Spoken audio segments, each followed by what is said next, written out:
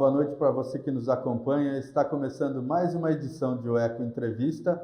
Eu sou Elton Laude e hoje recebo aqui nos estúdios do Jornal O Eco o Anderson Ferreira, prefeito eleito na vizinha cidade de Macatuba, que no último domingo obteve nas urnas aí 3.493 votos, ficando com 35,35% dos votos válidos.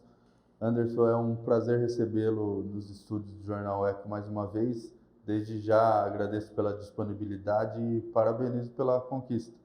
Obrigado, boa noite, Elton, boa noite aos amigos do Eco que acompanham. Agradeço o espaço, agradeço ao povo de Macatuba pela oportunidade de ser o próximo prefeito da cidade e estamos à vontade aqui para falar um pouco sobre os nossos planos. E antes de começar, eu lembro que estamos realizando a entrevista de forma presencial, só que mantendo o distanciamento pessoal como recomenda as autoridades sanitárias, por isso estamos sem máscaras, até para permitir a leitura labial pelos deficientes auditivos. Anderson, gostaria de começar então falando um pouco dessa reta final de campanha. Na semana anterior à semana que antecedeu as eleições, você esteve aqui participando das sabatinas e na ocasião já comentava do seu sentimento de estar em uma crescente aí na campanha, o que de fato acabamos vendo comprovado nas urnas, né? Apesar de 4 candidatos, tivemos uma disputa bastante polarizada entre você e o atual prefeito Marcos Olivato, que contabilizou aí 2.986 votos, ficando com 30,22%, pouco menos de 5% aí de diferença, né? E queria que você comentasse dessa reta final, de que você acredita que contribuiu para essa impulsionada na sua campanha que fez você se tornar o novo prefeito de Macatuba.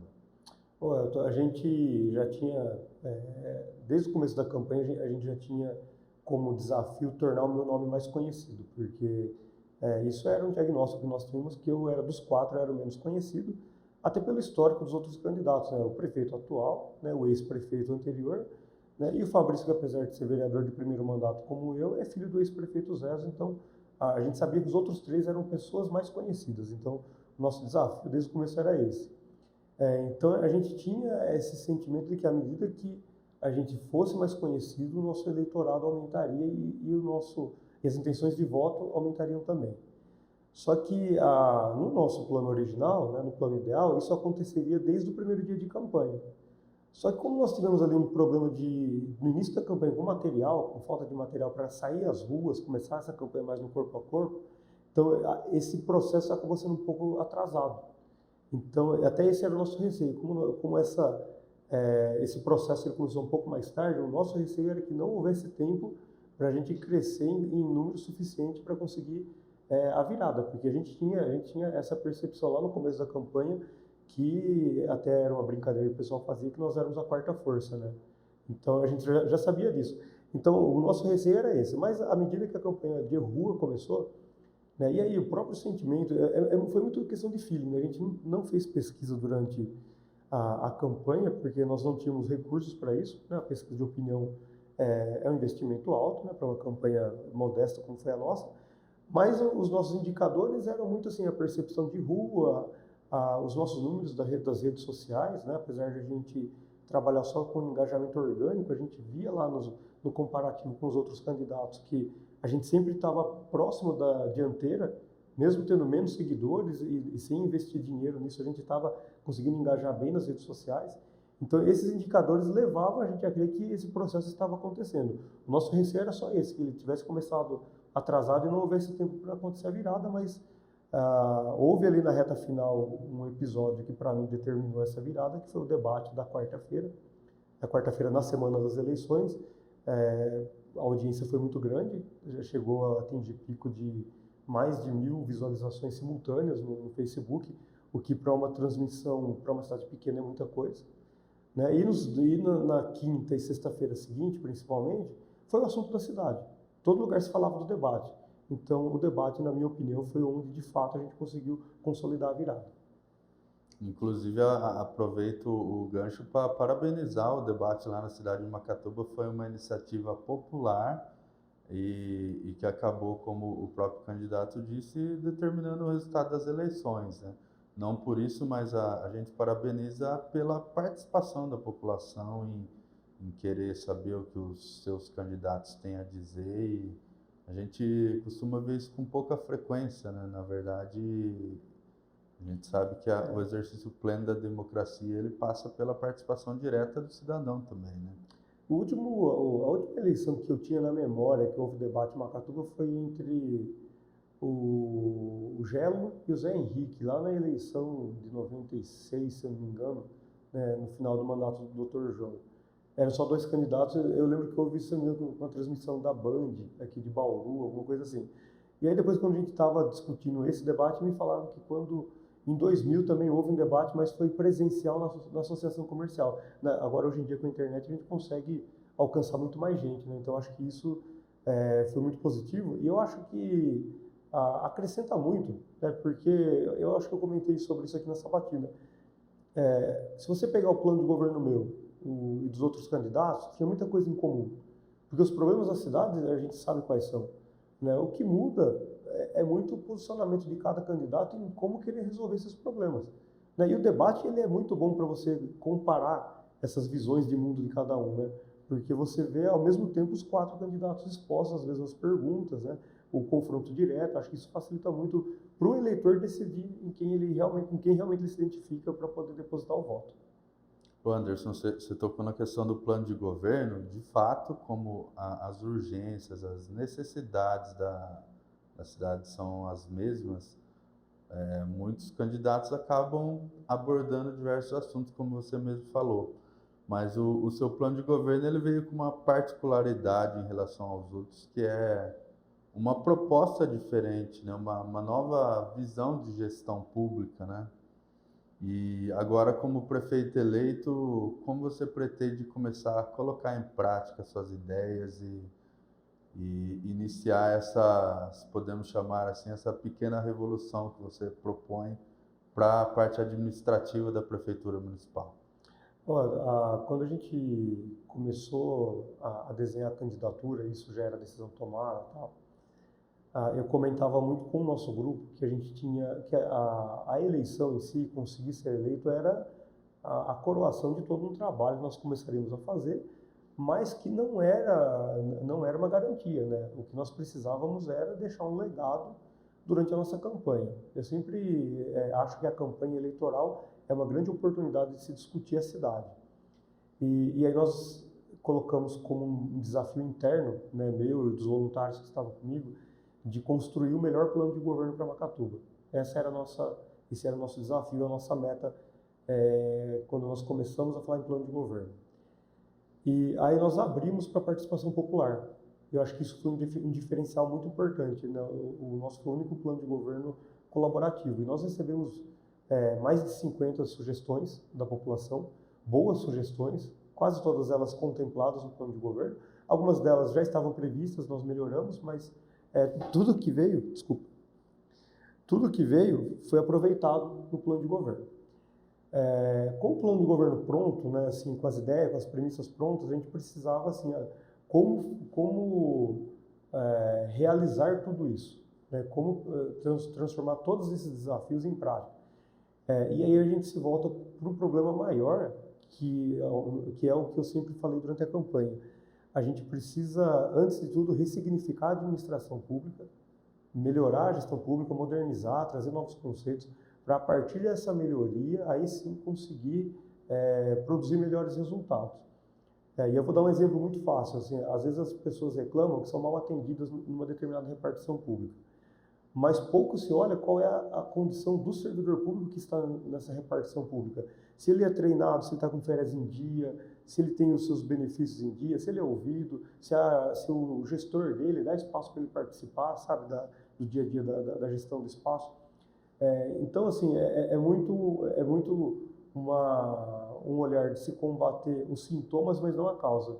Então, o nosso plano ele é muito diferente porque a gente quer atacar a causa, que é, na nossa visão, esse modelo de gestão muito burocrática, muito patrimonialista, antigo, assim, que também, na nossa visão, não está mais em consonância com os tempos que a gente vive, né?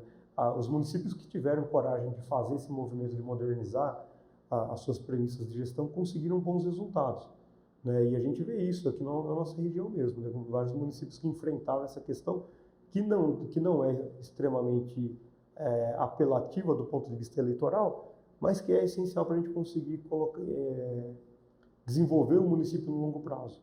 Então, essa pequena revolução, que eu acho que é um bom termo para chamar isso que a gente pretende fazer no campo administrativo, é o ponto de partida e, com certeza, é por onde a gente vai começar o governo.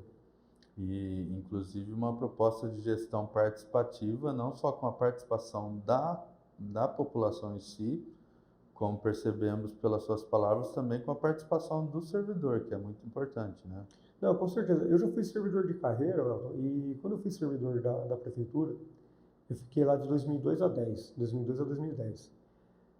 E eu lembro que de uma fase assim, da gestão, eu trabalhava no departamento pessoal e isso me permitia ter contato com todo mundo, né, com todas as outras secretarias. E uma das coisas que incomodava muito os servidores naquela época era de saber das decisões da prefeitura pelo jornal. Então era uma coisa que incomodava, né? Se decidiu tal coisa, a prefeitura vai fazer, e o servidor que está lá dentro ele fica sabendo disso pelo jornal, né, junto com todo mundo. Então isso era uma coisa que incomodava muito.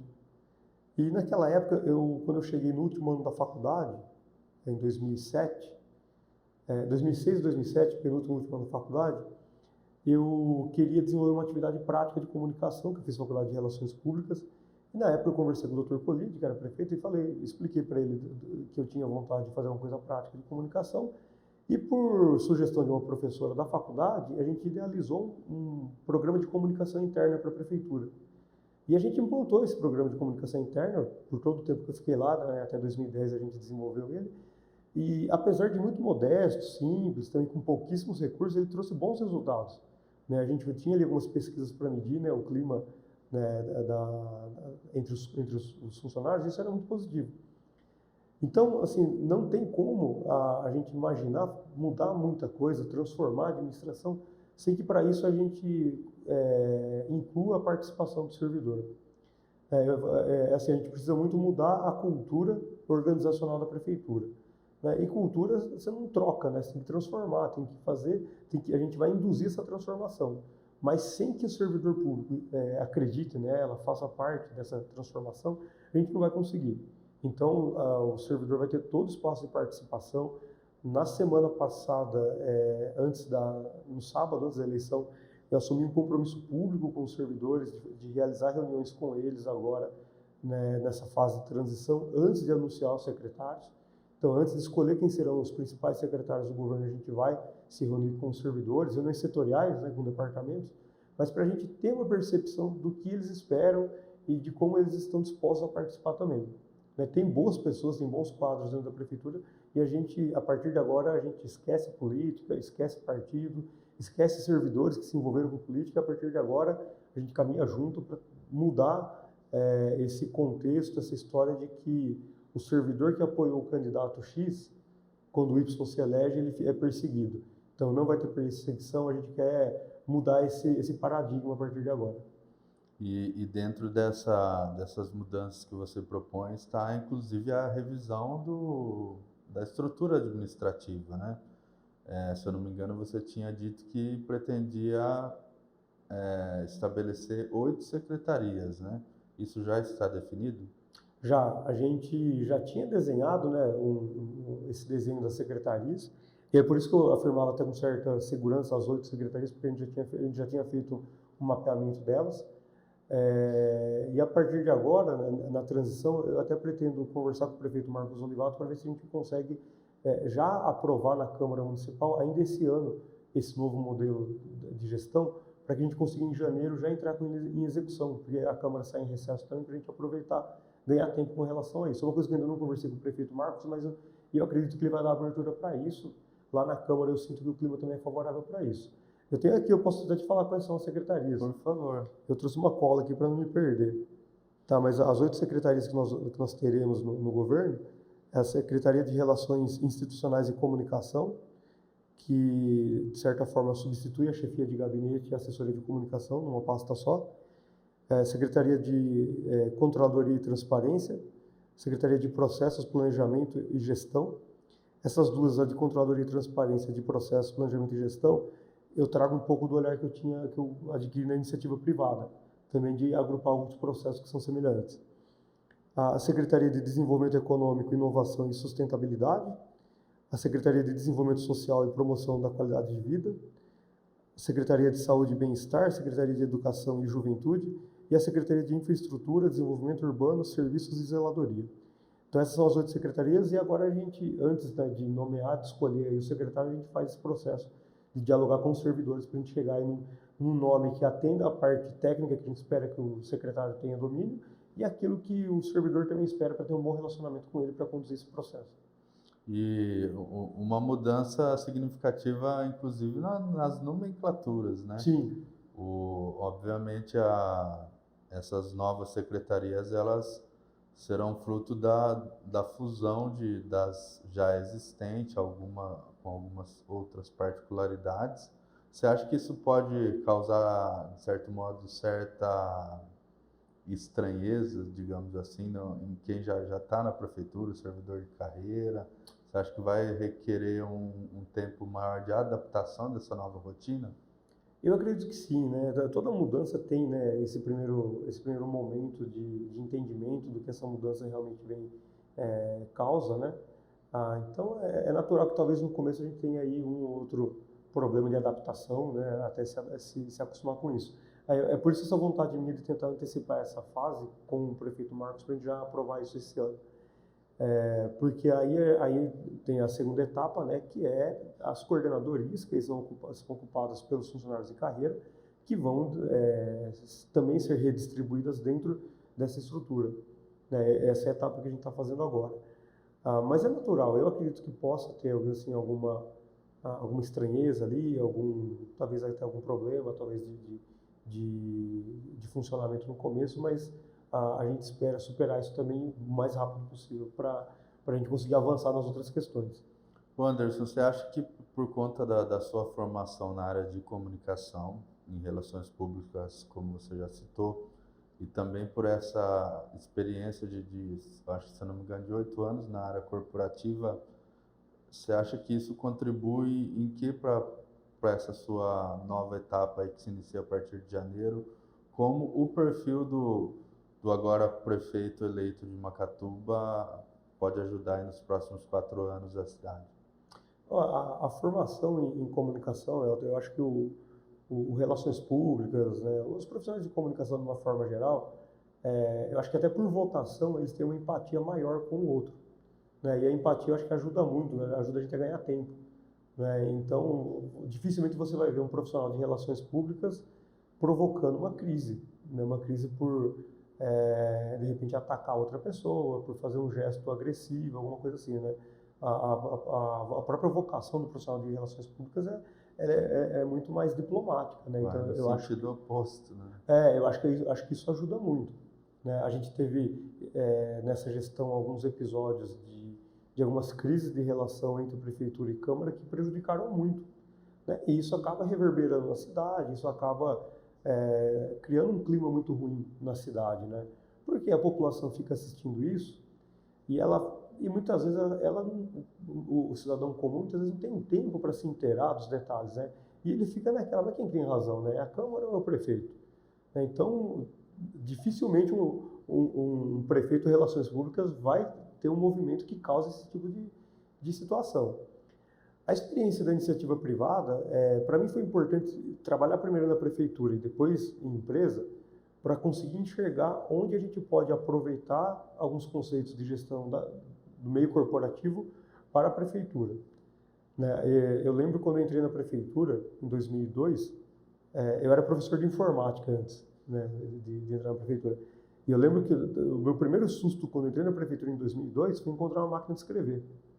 Né? Porque em 2002, quase tudo já estava informatizado, não era igual hoje, mas quase tudo já estava informatizado com computador, com PC. E eu fiquei assim, meio em choque na hora que eu cheguei e vi uma máquina de escrever. Apesar de, pela minha idade, eu ter feito curso de datilografia, eu não esperava mais precisar usar uma máquina de escrever. E quando eu vi a máquina de escrever, quando cheguei na prefeitura, eu perguntei para que usava a máquina de escrever. E aí me disseram, a gente usa ela para preencher ficha. De imediato eu falei, eu não vou usar a máquina de escrever. assim, eu me recuso a usar máquina de escrever a essa altura da vida, né? E aí eu desenvolvi um pequeno aplicativo lá em Axis, que eu tinha um pouquinho de noção de programação, e a gente começou a fazer as fichas nesse programa. Então, assim, esse tipo de situação mostra muito assim, o como a administração pública ela não é provocada a mudar, a evoluir. Né? Se você pegar assim, o formato da administração, o jeito como as coisas funcionam, é praticamente o mesmo. Mudou alguma coisa por conta de exigência legal, né? O Tribunal de Contas hoje exige mais transparência, então hoje tem algumas rotinas mais informatizadas, mas ainda é muito pouco. Perto daquilo que a gente tem disponível para poder avançar, ainda é muito pouco se a gente comparar com a iniciativa privada. E aí eu até aproveito aqui assim, para a gente fazer deixar bem claro uma coisa, que a gente não pretende transformar a prefeitura numa empresa. Que às vezes isso assusta um pouco o servidor, porque dá a impressão que a gente vai fazer um modelo que de repente vai exigir muito do servidor, que a gente, sabe, vai fazer uma perseguição ao servidor público, e não tem nada a ver com isso. A gente só quer aproveitar conceitos de gestão da iniciativa privada para trazer para a prefeitura. E eu tenho certeza assim, que tem muita coisa que pode melhorar na prefeitura se apropriando desse conhecimento. O Anderson, você comentou de transição. Como você espera fazer esse processo com o atual prefeito Marcos Olivato, principalmente porque o adiamento das eleições aí em quase 50 dias por conta da pandemia, ele também deixou uma margem mais reduzida para esse processo, né? Janeiro já está aí há praticamente 45 dias e um menor tempo para que haja essa transição, né? Você já conversou desde o domingo até agora com o prefeito, já tem estudado como vocês devem fazer isso? Eu sempre tive um relacionamento muito amigável, muito amistoso com o prefeito Marcos. Eu nunca tive nenhum problema com ele de relacionamentos e nada disso. E na segunda-feira ele já me ligou, me parabenizando pela vitória e colocando a prefeitura de portas abertas para a gente já começar a transição. A gente está alinhando ainda como vai ser esse processo, quantas pessoas vão participar, quem serão as pessoas que vão me representar também, que também não dá para eu centralizar tudo isso, né? Eu acho que isso acaba atrapalhando. Mas a gente está fazendo essas definições. Uma das possibilidades que eu estudo, por conta desse período curto, né, encurtado por causa do adiamento da eleição, em alguns casos, a gente nomear secretários interinos no momento, com servidores de carreira, que se você pegar quase toda a secretaria, tem um secretário, mas tem um servidor de carreira que é o imediato auxiliar do secretário, que sabe como tudo está funcionando. Então a gente estuda, se não for possível chegar à escolha de todos os secretários também até o final do ano, a gente iniciar com alguns secretários interinos, né, para não parar, para a máquina não parar de funcionar. A gente não quer, em hipótese alguma, atrapalhar o andamento do serviço público e prejudicar o cidadão comum, né? As pessoas que precisam do serviço público, elas não escolhem cor partidária, não escolhem secretário, não escolhem nada, elas querem que o serviço funcione. Então a gente tem essa predisposição se for necessário também. Mas eu imagino que vai ser tranquilo. O orçamento eu já tenho conhecimento dele, porque a peça já está na Câmara também, já está tramitando na Câmara, então desde que chegou na Câmara eu já tinha conhecimento do orçamento. A gente vai aproveitar essa tramitação na Câmara para já propor alguns ajustes. Como a gente vai reduzir o número de secretarias, também, sabe, adequar algumas coisas, acho que a gente aproveita para fazer algum remanejamento. Tudo que for possível antecipar para fazer agora e começar 2021 o mais redondo possível, a gente vai fazer. E aí eu tenho certeza que o prefeito, que o Marcos, vai colaborar com isso também. E como que você acredita que, já falando dessa questão do orçamento, como que está a sua relação com os vereadores que estão em exercício agora nessa reta final de mandato? E o que você espera também para o próximo mandato, visto que o Podemos conseguiu eleger um vereador apenas, o Leandro Fogaça, e como você próprio já comentou, uma das questões que podemos dizer que prejudicou um pouco o atual prefeito Marcos Olivato foi essa relação conflituosa com a Casa de Leis, né? Sim.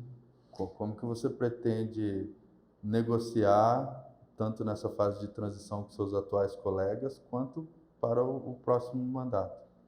Com a Câmara atual, eu tenho uma boa relação com todos os vereadores, não tenho nenhum problema com relação a isso. Os que foram reeleitos, a gente já conversou, a gente sempre conversou sobre esses problemas de comunicação entre Câmara e Prefeitura, porque por várias vezes eu aconselhei o prefeito Marcos a mudar de rota de assumir a dianteira para fazer um gesto de conciliação em relação à Câmara. Embora não tenha acontecido, eu sempre aconselhei ele a fazer isso.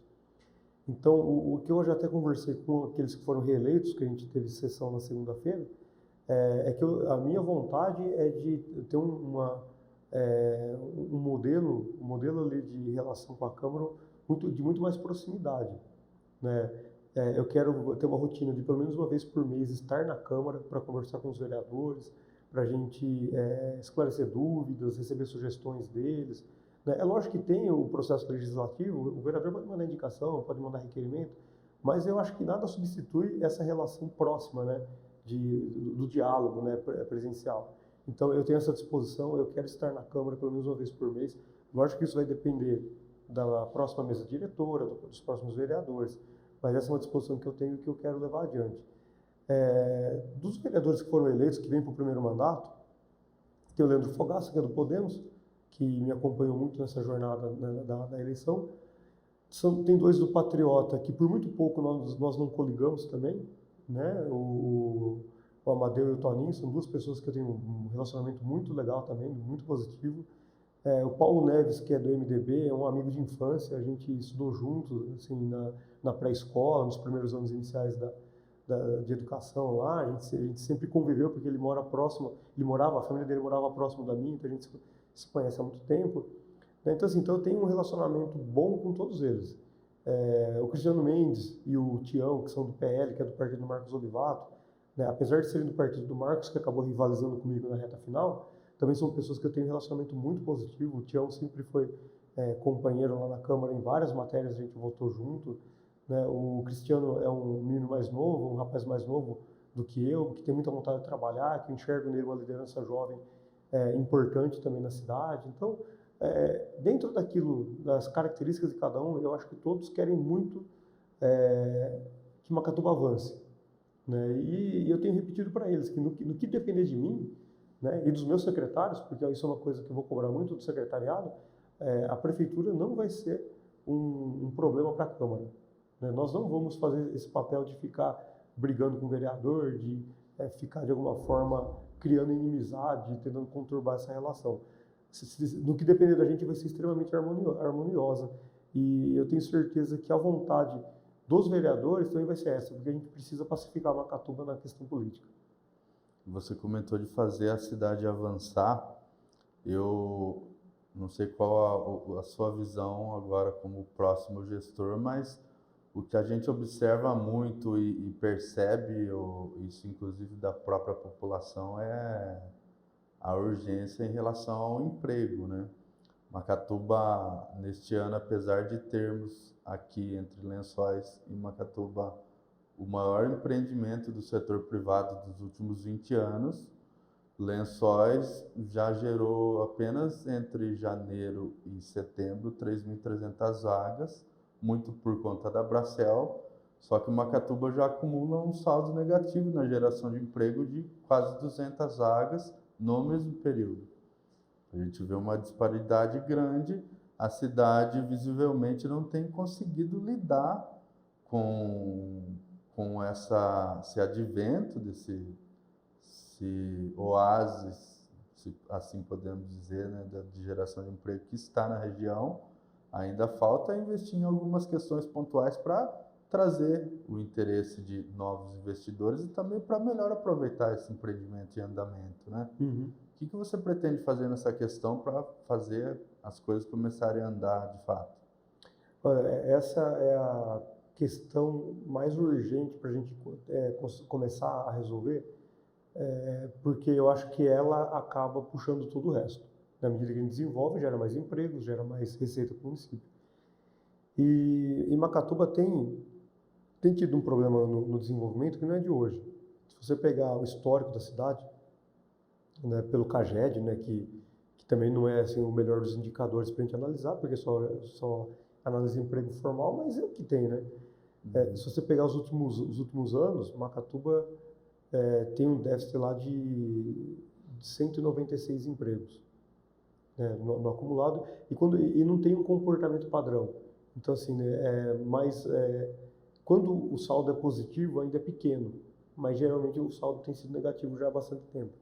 E a gente olha em Macatuba uma coisa assim que é anormal para o Brasil, né? Porque geralmente quando a economia vai mal, o agro é o que salva, né? É o que segura a economia.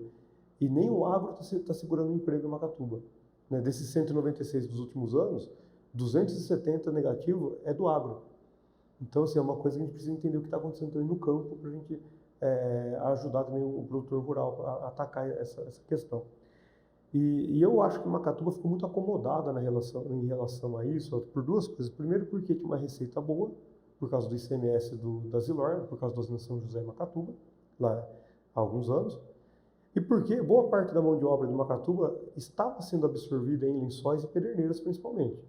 Né? Lençóis emprega muita gente de Macatuba. Pederneiras, por algum tempo, uma empresa absorveu boa parte da mão de obra, principalmente mão de obra jovem, com formação técnica, estava lá empregada. E aí, quando começou a haver a retração da economia, ali no governo Dilma, por ali mais ou menos, e algumas empresas começaram a reduzir o quadro, aí a coisa começou a mudar, porque essas empresas de Lençóis e de Pederneiras passaram, de uma certa forma, a ter preferência em manter no seu quadro os funcionários que são da sua cidade. E aí a gente começou a ver uma grande massa de desempregados em Macatuba, que existia em Macatuba, só que ela estava alocada, empregada em cidades vizinhas. Então Macatuba, eu acho que se acomodou com isso, aceitou muito fácil essa questão. E nunca fez essa reflexão de que, e se no dia de amanhã faltar emprego em Lençóis Paulista e Pederneiras, para onde nossos trabalhadores vão? E agora eu acho que é o momento, né? A gente tem lá assim, várias questões, a legislação nossa é muito antiga, a gente tem o nosso código de posturas é de 74, o nosso código de obras, eu até brinco, assim, a gente tem lei ainda que foi escrita à mão. E não é força de expressão, realmente, a lei foi escrita à mão, quando você pega o texto original. Então, o código de posturas, o código de obras, o regramento do setor produtivo como um todo, são leis muito antigas que a gente precisa atualizar, facilitar um pouco a vida do empreendedor. E aí a gente precisa encontrar o nosso lugar na região para guiar o nosso desenvolvimento. Porque se você pegar, assim, no começo da sua gestão, eu lembro até hoje que teve uma matéria, se não me engano, do próprio ECO, uma entrevista com o prefeito Marcos, eu não sei se foi após a eleição ou após o início do mandato, que ele falava de desenvolver Macatuba a partir do turismo náutico. Aliás, a partir do turismo, e o esporte náutico seria os carros-chefes desse projeto de desenvolvimento.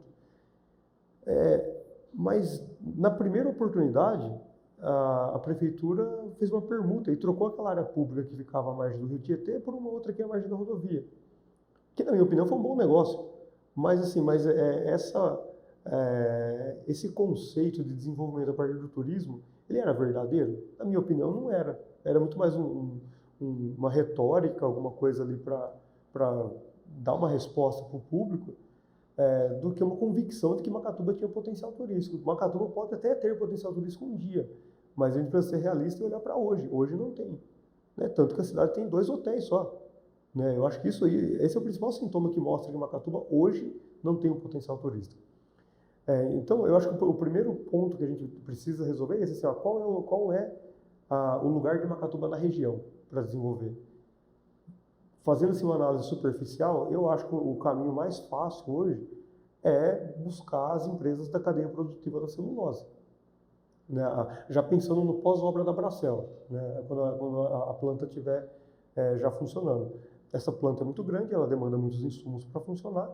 Eu acho que a gente precisa conhecer essa cadeia produtiva e trazer para Macatuba empresas desse segmento.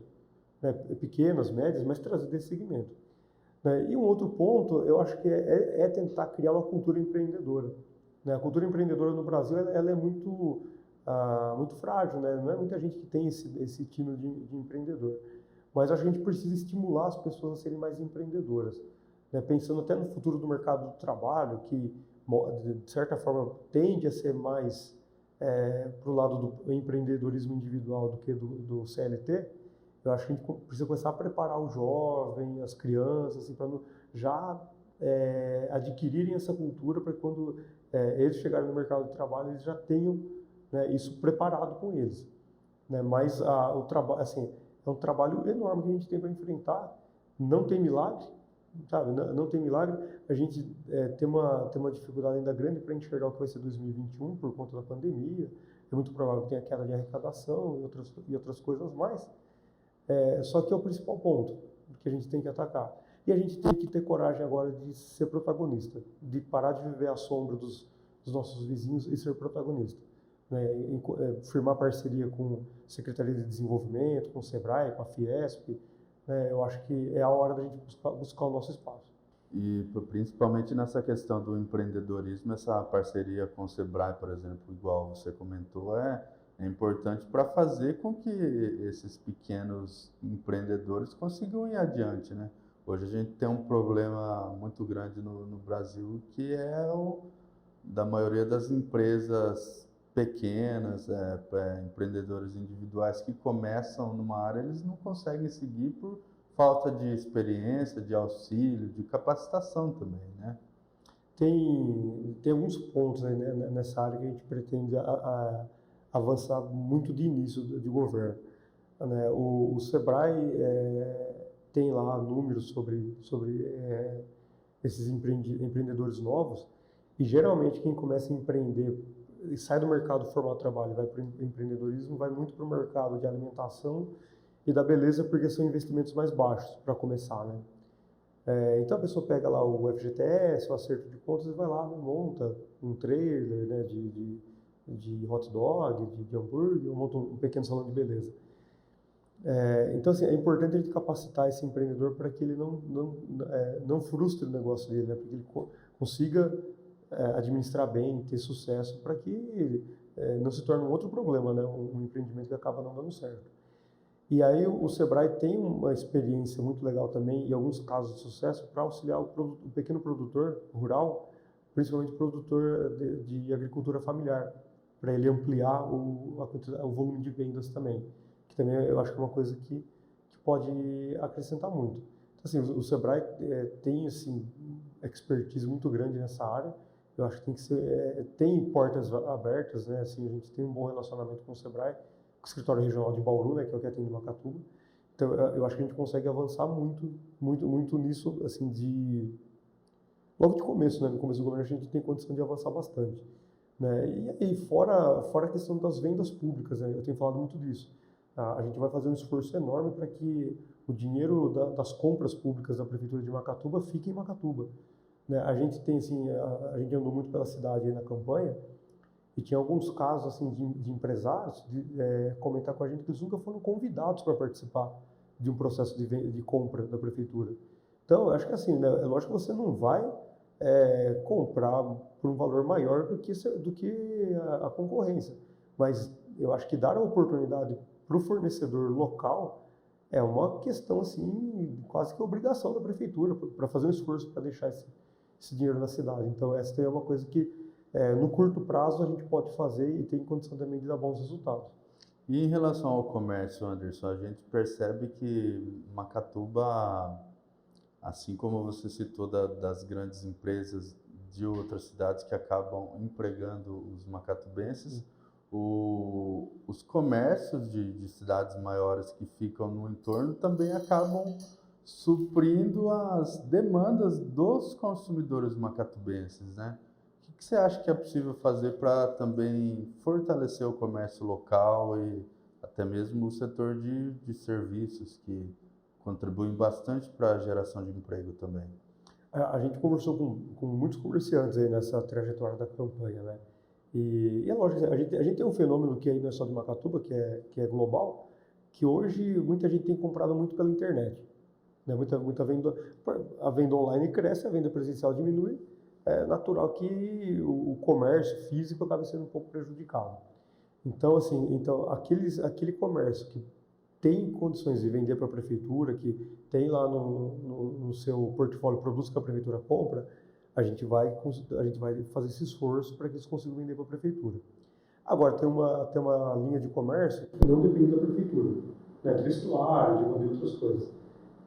E eu já percebi, ó, que aquela abordagem de incentivar as pessoas a comprarem Macatuba para que o dinheiro fique no município, não funciona. A gente já viu várias campanhas desse tipo e eu não vi nenhuma delas dar bons resultados. Então aí eu acho que a gente tem que partir de outro princípio, né? A gente precisa entender o que o consumidor quer e por que ele não está comprando Macatuba. É por causa do preço, por causa da variedade, é por causa... Então aí o nosso Conselho de Desenvolvimento, que é uma coisa que a gente pretende criar também logo no começo do governo, eu acho que vai ser um espaço muito importante para a gente debater essas questões. Né? Porque, de repente, o lojista ele precisa de informações para subsidiar o negócio dele, que hoje ele não tem. Então, ele não tem, a prefeitura de Macatuba é muito carente de dados. Então, assim, em era de Big Data, a prefeitura é muito carente de dados de perfil socioeconômico, de várias coisas da população. Então, eu acho que a gente pode municiar o lojista, o comerciante, com informações de hábitos de consumo do macatubense, para que eles consigam ter mais efetividade naquilo que eles colocam na vitrine. Então, essa é uma coisa que eu acho que dá para a gente trabalhar em conjunto com os comerciantes e avançar bastante. Agora, esse fenômeno da internet também é uma coisa que eu acho que a gente pode ajudar o lojista a entender melhor e a, de repente, começar a ter um negócio híbrido, que tem a loja física, mas que também faça a venda pela internet, sabe, a venda online. Também acho que é uma coisa que a gente pode ajudar eles a avançar nessa questão. Anderson, uma outra questão que vem gerando debate há algum tempo em Macatuba, inclusive a gente já tratou na sabatina, não apenas com você, como com os demais candidatos na época, é saneamento básico. Hoje a prefeitura, hoje não, já há algum tempo, né? Isso vem desde a gestão do ex-prefeito Tarcísio, inclusive, o sistema de saneamento básico terceirizado por meio de uma empresa que, como você bem lembrou aqui durante sabatinas, está prestando serviço por meio de um contrato emergencial já há algum tempo, né? E como que você pretende abordar essa questão agora como prefeito eleito a partir de janeiro de 2021? O contrato dessa empresa foi renovado, ele vai até julho, se eu não me engano, julho de 2021. De imediato, o que a gente vai fazer é destacar um servidor da prefeitura para acompanhar a execução desse contrato entre a prefeitura e a Enops, que é a empresa que faz a gestão do sistema. Porque, assim, a gente recebe muitas reclamações relacionadas ao valor da conta, relacionado a gente tem um volume de perca de água muito grande na rede também. Tem vários problemas, mas na parte que cabe à empresa, a gente vai destacar um funcionário para fazer o acompanhamento, a gestão desse contrato. Porque a gestão do contrato é que vai garantir que seja bem executado, né? Pelo menos até enquanto vigorar até julho. E a gente tem assim, sentido na rua que as pessoas se queixam muito da qualidade do atendimento. Aí quando eu digo qualidade do atendimento, é o modo como o consumidor é atendido mesmo. Né? A cortesia, sabe? Esse tipo de coisa. A gente tem algumas coisas que de imediato a gente pode tentar resolver também. Assim, existe uma coisa que para mim faz sentido. A pessoa que tem ligação de água no imóvel, mas não tem ligação de esgoto, também paga a taxa de esgoto. Então, não faz sentido para mim quem tem ligação de esgoto, não tem ligação de esgoto no imóvel, pagar a ligação de esgoto. A gente encontrou uma pessoa que tinha uma horta, fez ligação de água no terreno por causa da horta. Mas a água foi na terra, não é o esgoto. Então, sabe, então, assim, existem algumas coisas que não fazem muito sentido. Quando tem corte de água por falta de pagamento, cobra-se do consumidor o corte e a religação. Então, assim, ele já é penalizado por ficar sem água, ele é penalizado por... Ele paga para ficar sem água, ele tem que pagar essa taxa de corte e depois que ele quita as contas, ele tem que pagar mais uma taxa para religar.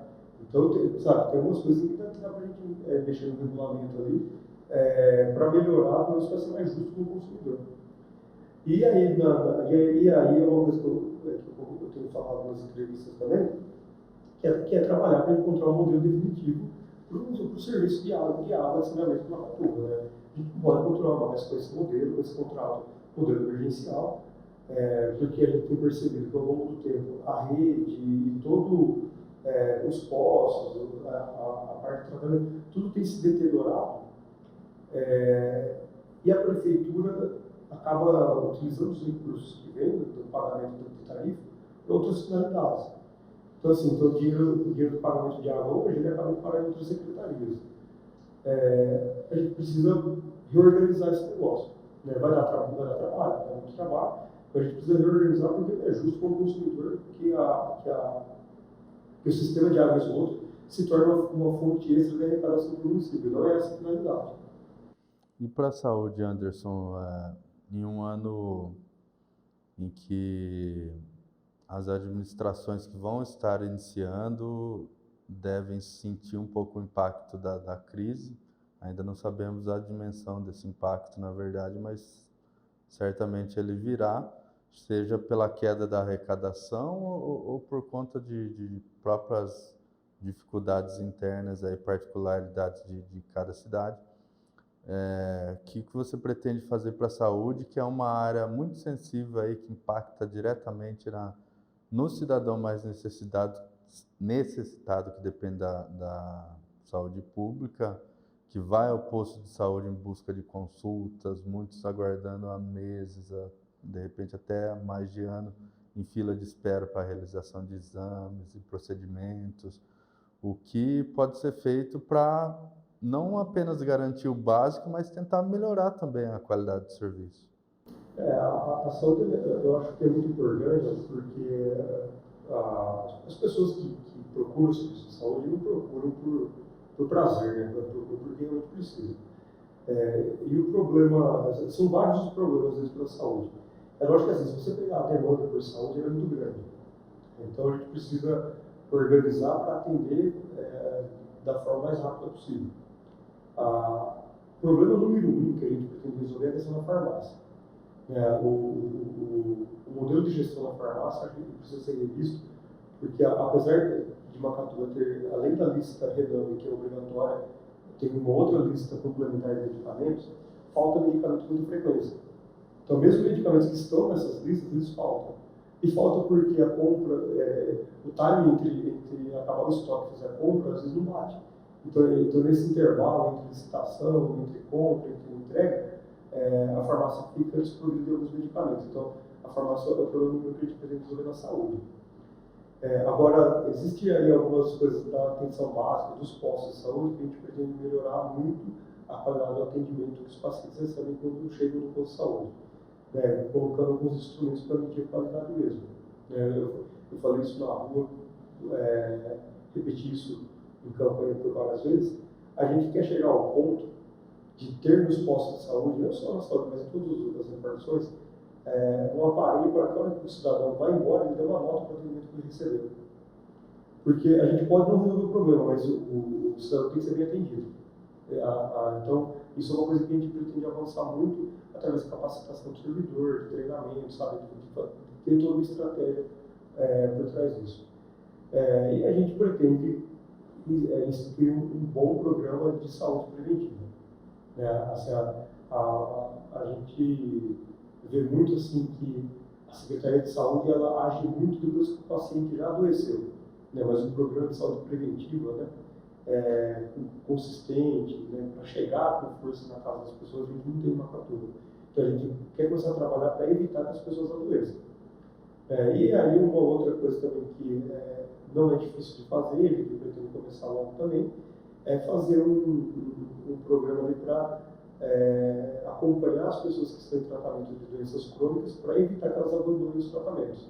Então, quem tem hipertensão, diabetes, como é um tipo de tratamento que muitas vezes ele não dá um resultado de imediato, o paciente não sente uma melhoria, porque o medicamento ele só para estabilizar, ele não tem a cura, ele vai precisar usar a medicação por muito tempo.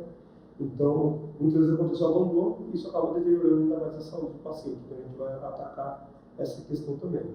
Então, assim, a saúde junto com o emprego, eu acho que é o problema número... Os dois em pé de igualdade são os principais problemas do município. E serão suas prioridades também. A gente sentiu muito isso na rua.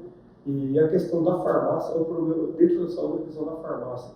Do medicamento é o que a gente vai enfrentar de cara para naquela linha de modernizar a gestão, também facilitar a vida das pessoas. Porque se você vai no médico do posto de saúde, na minha visão, o mínimo que o médico tem que ter dentro do consultório é acesso ao estoque de medicamento que tem na farmácia. Para que, na medida do possível, ele possa prescrever o medicamento que tem em estoque. Porque muitas vezes ele prescreve um medicamento que não tem estoque, a pessoa sai do posto de saúde, vai até a farmácia e só descobre que não tem medicamento quando chega na farmácia. Então, assim, então, além de não fornecer o medicamento, isso gera um transtorno enorme do paciente. Né? Então, assim, essas coisas assim, a gente, são detalhes assim, que às vezes parecem... Às vezes pacientes que não têm condições de comprar na farmácia depois, né? Exato, exato. E aí a gente está vendo alguns modelos em outras cidades para atender esses casos. Porque às vezes o paciente ele vai até o posto de saúde, é consultado, o medicamento falta na farmácia. E ele não tem condição de comprar. Então a gente está buscando alguns modelos de região de como as prefeituras lidam com isso também, né, através da assistência social. Porque também não dá para a gente ter estoque de todo tipo de medicamento, né? Mas a gente precisa ter, pelo menos, desenhado o processo de como tratar esses casos específicos. Anderson, então estamos nos encaminhando para o final, só que antes de abrir o espaço para você fazer suas considerações, eu gostaria de fazer uma mesma pergunta que no domingo, ainda enquanto vocês estavam lá comemorando a vitória, eu perguntei da participação do Claudinei Moraes no governo, e reforço a pergunta, vocês já sentaram depois desse clima de festa, de assimilar a vitória nessa semana, sentaram para conversar qual deve ser o papel dele na gestão de Macatuba nos próximos 4 anos? Já, a gente tem conversado bastante, inclusive no desenho do organograma da preferência que eu falei aqui, ele participou, ele colaborou também. A gente vai criar uma coisa que não tem em Macatuba, que é o gabinete do vice-prefeito. Como a gente vai enxugar as secretarias, a gente vai ter sala que vai dar para aproveitar para isso. Então, o Claudinei vai ter um gabinete para ele despachar, ele não vai ficar perdido lá no paço municipal, procurando um lugar para trabalhar, ele vai ter um espaço dele, vai poder despachar lá. É um espaço próximo do gabinete do prefeito, então, assim, vai ter total trânsito no gabinete do prefeito. E eu espero contar muito com a visão que ele tem, a visão de mundo que ele tem, que é diferente da minha, né? Por formação, por história de vida, por experiência profissional, né, muito diferente da minha, ele traz uma perspectiva diferente, um olhar diferente para as coisas, e eu espero muito contar com essa visão que ele tem da vida para melhorar as decisões que a gente vai tomar dentro do governo. Eu falei por várias vezes que o prefeito não é dono da verdade, nem dono da cidade, e eu continuo defendendo isso. A gente decide pela cidade, mas muitas vezes a gente pode cometer alguns equívocos, então quanto mais a gente ouve pessoas que pensam diferente, melhor é a decisão que a gente vai tomar.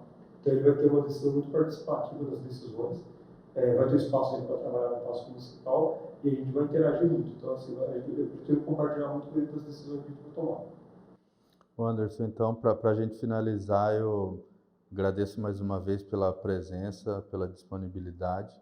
Parabenizo aí pela conquista mais uma vez e desejo sorte ao longo desses próximos 4 anos que já se iniciam agora nessa fase de transição aí. Esperamos que você tenha serenidade, sabedoria e responsabilidade para conduzir a nossa querida Macatuba aí da melhor forma possível pelos próximos 4 anos aí. E deixo o espaço aberto então para você se dirigir não apenas aos eleitores que te apoiaram aí no último dia 15, mas a toda a população de Macatuba. Bom, primeiro peço desculpas pela voz um pouco falha aqui. O pessoal acha que é de gritar na comemoração, mas não é. Durante a carreata, eu dei 3 entrevistas no meio da carreata, então eu precisava falar muito alto. Então aí a voz não aguentou, ficou um pouco prejudicada, então eu já peço desculpas por isso. Mas nós gostaríamos de conversar primeiro com as pessoas que estavam comigo na campanha, os voluntários que abraçaram a nossa causa e que nos conduziram até aqui. Quem participou sabe como tudo foi feito, com pouco recurso. A gente passou madrugada, às vezes acordado, recortando o TNT para fazer bandeira. Assim, foi uma coisa, assim, um espírito de participação e colaboração muito intenso. Então, particularmente, há muito tempo eu não via isso na política. Eu fico muito feliz de ter conseguido cativar as pessoas dessa forma e dessas pessoas acreditarem no nosso propósito. Então, eu agradeço mais uma vez, de coração, a todas as pessoas que receberam a nossa ideia e abraçaram essa causa até o último momento, mesmo na incerteza se a gente ia ganhar ou não. A gente esteve junto do começo ao fim e fomos presenteados com essa vitória. É uma vitória que, no primeiro momento, é minha, do Podemos, da nossa chapa, mas é de toda a cidade de Macatuba, porque a gente vem justamente com esse olhar de participação E a partir de agora, acabou a política, acabou o partido, e a gente começa a pensar na cidade. Né? Então a gente, até por perfil, tem uma postura muito colaborativa, de diálogo, uma pessoa fácil de lidar, então, assim, então a gente pretende muito conciliar a cidade em torno de objetivos comuns, pacificar a cidade na questão política. Eu acho que Macatuba precisa de paz para conseguir crescer, para as pessoas conseguirem atingir seus objetivos individuais também. Então, o que a população pode esperar do nosso governo é abertura, espaço para participação, franqueza, muita sinceridade e verdade.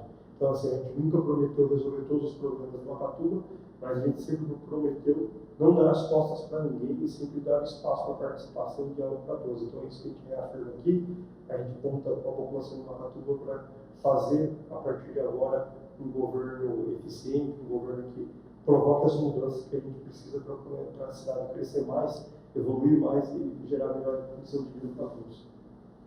Muito obrigado novamente, Anderson. Obrigado a você que nos acompanhou até aqui também.